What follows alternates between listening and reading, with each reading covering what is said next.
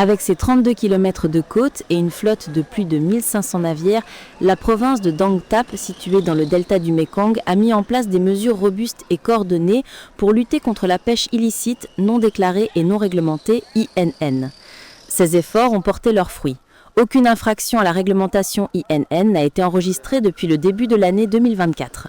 La commune de Jiatuan, sur la côte est de la province, constitue un important centre de pêche avec 566 navires, dont 426 opérant en haute mer et 140 dans les eaux côtières. La production halieutique annuelle moyenne de la commune dépasse 42 900 tonnes. Les autorités locales ont fait des campagnes de sensibilisation une priorité, en recourant à des réunions communautaires, des émissions de radio, des dépliants et aux réseaux sociaux. Nous diffusons des informations via les groupes Facebook et Zalo. Ces canaux publient régulièrement des informations sur les infractions à la réglementation de la pêche. Par conséquent, le respect de la réglementation par la communauté est très élevé. L'application coordonnée de la loi et une communication publique régulière ont considérablement renforcé la conformité des pêcheurs à la réglementation. Les unités des gardes frontières de Dang Thap collaborent également étroitement avec les autorités locales pour renforcer l'application de la loi.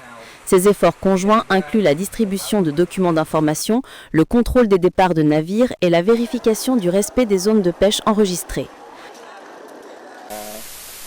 Nous travaillons en étroite coordination avec le Conseil de gestion du port de pêche et le département provincial des pêches pour contrôler les entrées et les sorties, mettre à jour la base de données nationale des navires et faire respecter la loi vietnamienne sur la pêche. Dans le cadre des efforts nationaux visant à obtenir la levée du carton jaune de l'Union européenne, Dang Thap a adopté une réglementation de coordination interagences renforçant les inspections et imposant des sanctions sévères en cas d'infraction. La province a également émis des directives pour améliorer la surveillance et la répression de la pêche illicite, non déclarée et non réglementée dans les zones côtières. Autrefois perçu comme un bien spirituel à préserver, le capital culturel est désormais reconnu comme une ressource stratégique pour la croissance socio-économique. L'économie du patrimoine s'impose comme une feuille de route nationale, consolidant l'identité et la force endogène du Vietnam face à la mondialisation. Tel est le thème principal du Courrier du Vietnam numéro 48. Le projet de document du 14e Congrès national du parti introduit pour la première fois le concept d'économie du patrimoine comme boussole stratégique orientant le développement culturel vers la durabilité. Il s'agit d'un tournant conceptuel majeur où le capital culturel devient un véritable moteur de croissance, garant de la prospérité pérenne de la nation. Les recherches récentes confirment que cette approche constitue un levier puissant pour valoriser pleinement la culture vietnamienne et renforcer son rayonnement en tant que soft power, puissance douce, dans un contexte d'interaction internationale accélérée. Ancienne capitale impériale du Vietnam, Hue place le patrimoine au cœur de son développement.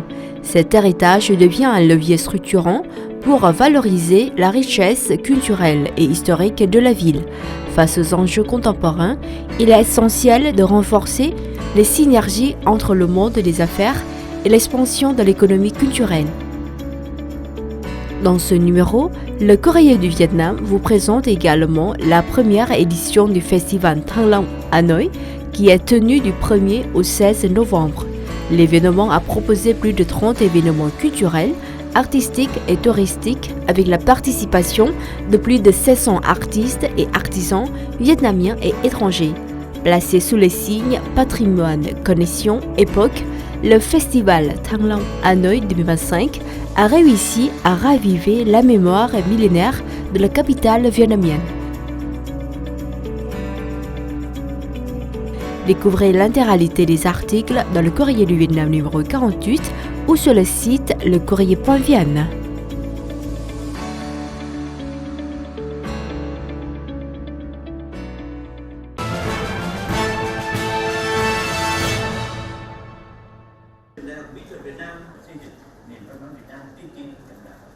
đóng góp cho sự nghiệp L'Université des Beaux-Arts du Vietnam a célébré solennellement le centenaire de l'École des Beaux-Arts de l'Indochine, marquant un siècle de développement des beaux-arts vietnamiens modernes.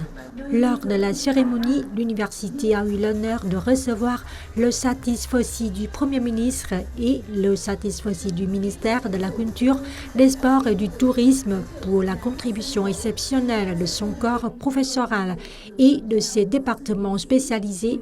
Tout au long de ce siècle, on a noté également la présence d'Alice Durola Tardieu, petite fille du peintre Victor Tardieu, fondateur et premier directeur de l'École des Beaux-Arts de l'Indochine, et d'Arnaud Fontani, descendant du peintre Évariste Joncher, deuxième directeur de l'École des Beaux-Arts d'Indochine.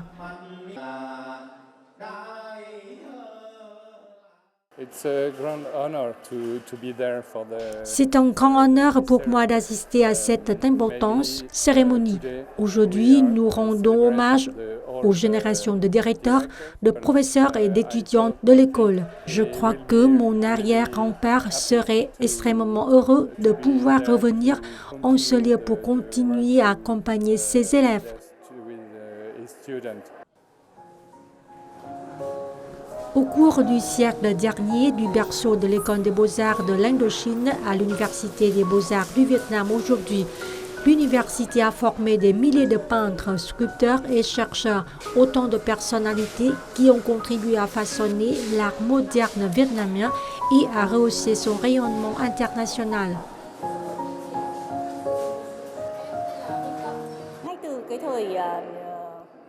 Depuis l'époque de l'École des Beaux-Arts de l'Indochine, son premier directeur, Victor Tardieu, a toujours insisté sur la nécessité de préserver l'identité. Aujourd'hui, l'université maintient et poursuit son engagement envers la formation artistique et son identité créative et humaniste demeure sa valeur fondamentale.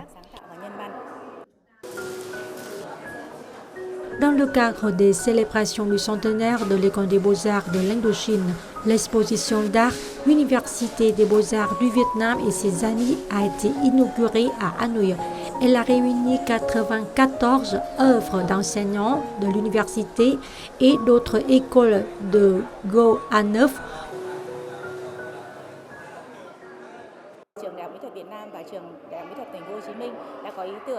L'Université des Beaux-Arts du Vietnam et l'Université des Beaux-Arts de Ho Chi Minh Ville ont créé le groupe Go à Neuf qui regroupe 9 établissements. Cette coopération témoigne de la volonté de l'Université des Beaux-Arts du Vietnam de développer constamment la coopération dans le domaine de la culture et des arts vietnamiens afin de devenir un centre de formation aux beaux-arts de renommée internationale, tant au niveau national qu'asiatique d'ici 2030.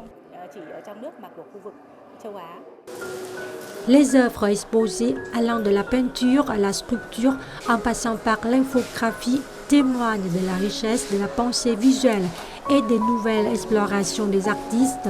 Par ailleurs, l'exposition présente également 30 gravures d'artistes venus des États-Unis, du Canada, d'Argentine, d'Italie, de Pologne, des Philippines et de Malaisie. Il s'agit d'une collection internationale que l'université a constituée et enrichie au fil de décennies de coopération. L'exposition L'Université des Beaux-Arts du Vietnam et ses amis est visible jusqu'au 24 novembre à Art Space de l'Université des Beaux-Arts du Vietnam, 42 rue Edghieu, Hanoï. Dans un contexte de mondialisation, cet événement met en lumière le rôle pionnier de l'Université des Beaux-Arts du Vietnam dans la formation artistique et affirme la pérennité des beaux-arts vietnamiens sur la scène régionale et internationale.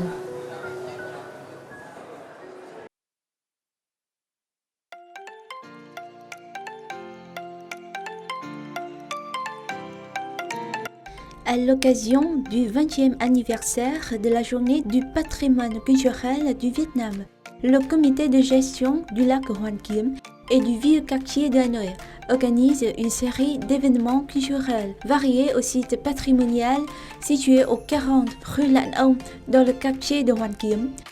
L'événement réunit artisans, artistes, peintre et concepteur afin de promouvoir et préserver les valeurs du patrimoine tout en mettant en lumière l'esprit créatif de Thăng Long Hà Nội. Le point d'orgue du programme est la présentation du parcours de 30 ans consacré à la préservation et à la valorisation de Lão Giải, tunique traditionnelle de Hanoï, par la maison David Minh Đức Haute Couture. La série d'activités comprend également des expériences autour de la médecine traditionnelle, la découverte des plantes médicinales, un espace de dégustation de thé aux herbes, ainsi que le concert patrimonial. Histoire musicale du vieux quartier, interprétée par le groupe Dong Kinh Cổ Nhạc au temple communal Kim Ngân. Des ateliers interactifs permettent au public de participer directement, créant un lien vivant entre tradition et vie moderne.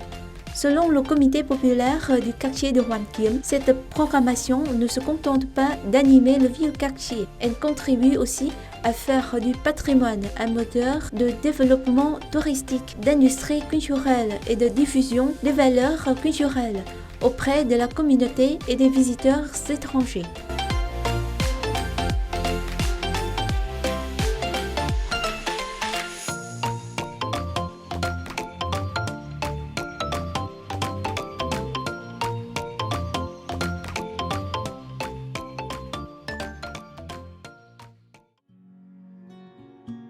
En Hanoï d'il y a près de 40 ans, simple, authentique et plein de vie, renaît sous l'objectif du photographe et artiste français Jean-Charles Sarrazin.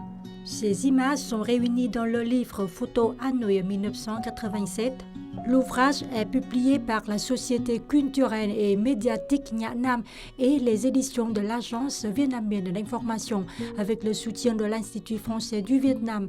Hanoï 1987 est un voyage en images qui ramène le lecteur au premier instant de la période du renouveau, lorsque la capitale conservait encore toute sa simplicité et sa chaleur humaine.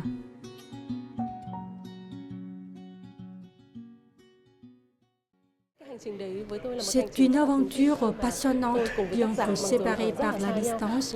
L'auteur et moi, nous parcourus ensemble ces archives pour donner vie à ce livre. Il est divisé en 3 parties, les trajets en tramway, en cyclopousse, à vélo dans les rues et les images de la périphérie. Dans chaque photo, on ressent la curiosité et l'enthousiasme d'un jeune homme explorant chaque coin, chaque ruelle, parfois même des lieux inconnus des habitants eux-mêmes. C'est un voyage de découverte et d'introspection d'un artiste arrivant sur une terre entièrement nouvelle. Jean-Charles Sarrazin est diplômé en photographie et en design graphique à Paris. En 1986, lors d'une soirée en France, il rencontre le poète Cô Huy Cận, alors ministre chargé de la culture et des arts du Vietnam. C'est la phrase « Pourquoi ne pas aller au Vietnam ?» qui a ouvert le chemin d'une aventure unique pour ce jeune homme. Grâce à une bourse du ministère français des Affaires étrangères, il arrive à Hanoï. Il étudie à l'Université des Beaux-Arts industriels et à l'Université des Beaux-Arts du Vietnam. Avec son appareil photo toujours à la main, il capture les moments authentiques de la ville et de ses habitants en plein tournant historique. Comme je le dis souvent,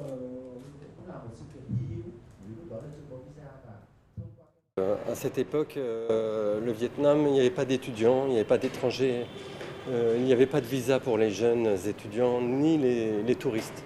Donc, quand j'ai rencontré le ministre et poète Cô Huy Cận, j'ai pu venir étudier à Hanoï parce qu'il m'a proposé de venir étudier au Vietnam.